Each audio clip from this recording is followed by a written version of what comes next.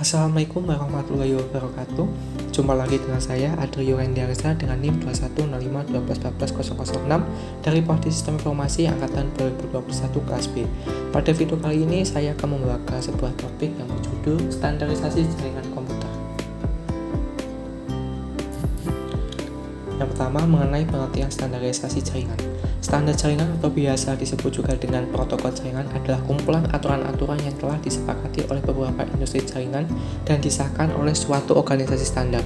Standarisasi tersebut dibuat agar produk dengan vendor yang berbeda dapat saling berkomunikasi dengan baik. Hal tersebut tercipta karena kebutuhan akan interkoneksi antar komputer. Selanjutnya, kita akan masuk ke contoh protokolnya, yaitu OSI layer dan TCP/IP. Sebelum kita membahas tentang perbedaan kedua protokol tersebut, kita harus memahami terlebih dahulu tentang pengertian atau definisi dari kedua protokol. Yang pertama yaitu OSI layer. OSI layer adalah standar komunikasi yang dipakai atau diterapkan dalam suatu jaringan komputer. Sedangkan TCP/IP layer adalah standar komunikasi data yang sering digunakan pada internet untuk suatu proses tukar menukar atau saling mengirim data dari suatu komputer ke komputer lainnya dalam suatu jaringan internet.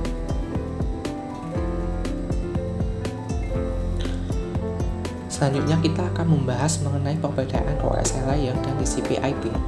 Yang pertama, OSI layer memiliki 7 buah layer dan TCP/IP hanya memiliki 4 layer. Yang kedua, TCP/IP layer merupakan protokol spesifik, sedangkan OSI layer merupakan protokol independen 3. Yang ketiga, layer teratas pada OSI layer yaitu application, personalization, dan extension direpresentasikan ke dalam satu lapisan layer dalam TCP/IP yaitu layer. Yang keempat, semua standar yang digunakan dalam jaringan TCP/IP bisa diperoleh secara cuma-cuma dari berbagai komputer di internet, tidak seperti OSI. Yang kelima, perkembangan ISO atau OSI tersendat tidak seperti TCP/IP. Dan yang keenam, untuk jangka panjang, kemungkinan TCP/IP akan menjadi standar dunia jaringan komputer, tidak seperti OSI.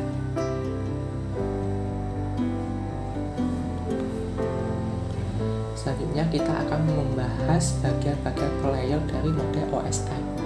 Yang pertama, pada layer ke-7 terdapat aplikasi layer, yaitu menyediakan jasa untuk aplikasi pengguna. Untuk yang layer ke-6 yaitu personalization layer, yaitu mentranslasikan data yang hendak ditransmisikan. Dan untuk yang layer ke-5 yaitu session layer, mendefinisikan bagaimana koneksi dapat dibuat, dipelihara, atau dihancurkan. Dan layer yang keempat yaitu transport layer, memecah data ke dalam paket-paket data. Dan yang ketiga yaitu network layer, yaitu mendefinisikan alamat IP. Dan yang kedua yaitu data link layer, bit-bit data dikelompokkan menjadi format yang disebut sebagai frame.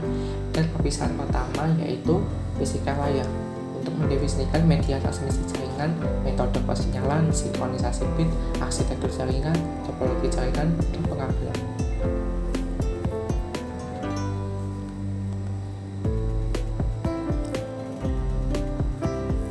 Selanjutnya kita akan membahas lapisan atau layer pada TCP/IP. Untuk layer pertama terdapat application layer, yaitu lapisan ini berada paling dasar dan berhubung langsung dengan penggunanya. Yang kedua yaitu transport layer, jembatan transportasi agar data dapat dipindah dari komputer satu ke komputer yang lainnya. Yang ketiga yaitu network layer, protokol dari lapisan transport kemudian dikonversi hingga berubah menjadi IP address. Yang keempat yaitu network interface, lapisan ini terhubung dengan hardware pada komputer.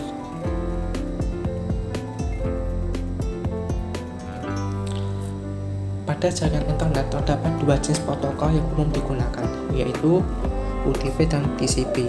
UDP merupakan singkatan dari User Data Protocol, sedangkan TCP adalah Transmission Control Protocol.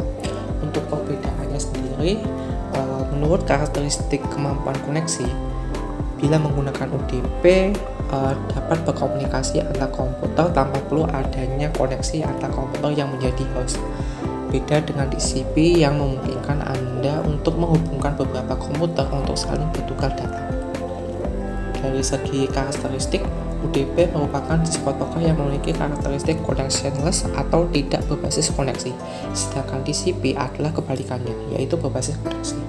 Untuk contoh aplikasi yang menggunakan protokol UDP dan TCP/IP juga berbeda. Contoh untuk UDP adalah Sun RPC, SNMP, DNS, dan DFTP. Lalu contoh aplikasi untuk TCP antara lain FTP, SMTP, dan Telnet.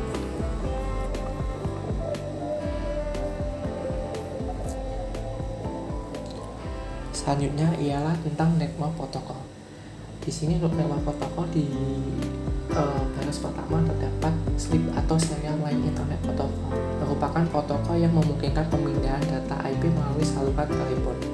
Yang kedua ada SMTP, yaitu Simple Mail Transfer Protocol, protokol yang umum digunakan untuk pengiriman email. Yang ketiga ada HTTP atau Hypertext Transfer Protocol, protokol yang digunakan oleh World Wide Web atau www. Yang keempat terdapat Telecommunication Network atau Telnet, protokol jaringan yang digunakan di koneksi internet atau lokal area net. Yang kelima ada File Transfer Protocol atau FTP, protokol internet yang berjalan di dalam lapisan aplikasi yang merupakan standar untuk pertransferan file komputer antar masing-masing dalam sebuah internet network. Keenam terdapat Lightweight Directory Access Protocol atau LDAP, protokol perangkat lunak untuk memungkinkan semua orang mencari resep organisasi, perorang, dan lainnya, seperti file atau printer di dalam jaringan baik di internet ataupun intranet.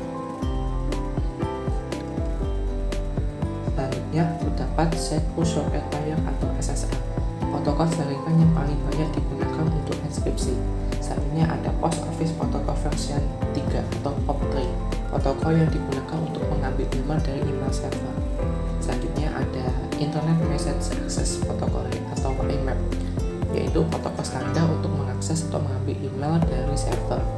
IMAP memungkinkan pengguna untuk memilih pesan email yang akan diambil, membuat folder di server, mencari pesan email, bahkan menghapus pesan email yang ada. Selanjutnya adalah DNS atau Domain Name System, Distributed Database System yang digunakan untuk pencarian nama komputer di jaringan yang menggunakan TCP/IP. Dan yang terakhir ada HTTPS atau versi amit dari HTTP, protokol komunikasi dari World Wide Web.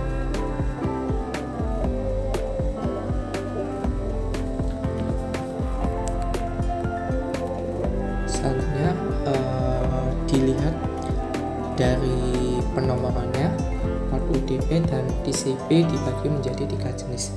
Yang pertama ada registered port atau port-port yang digunakan oleh vendor-vendor komputer atau jaringan yang berbeda untuk mendukung aplikasi dan sistem operasi yang mereka buat. Registered port juga diketahui dan didaftarkan oleh IANA, tetapi tidak dialokasikan secara permanen, sehingga vendor lainnya dapat menggunakan port nama yang sama. Untuk orangnya sendiri berkisar dari 1024 sampai 49191. Yang kedua ada well-known port atau reserved port. Pada awalnya berkisar antara 0 hingga 255, tetapi kemudian diperlebar dari 0 sampai 1023. Port number yang termasuk dalam well-known port selalu mempresentasikan layanan jaringan yang sama dan ditetapkan oleh Internet National Number Authority atau IANA. Dan untuk port yang terakhir ada Dynamically Accessed Port atau port-port yang ditentukan oleh sistem operasi atau aplikasi yang digunakan untuk melayani request dari pengguna sesuai dengan kebutuhan. Dynamically Accessed Port berkisar dari 1024 hingga 65.536 dan dapat digunakan atau dilepaskan sesuai kebutuhan. Baik, sekian presentasi dari saya, kurang lebihnya saya mohon maaf. Wassalamualaikum warahmatullahi wabarakatuh.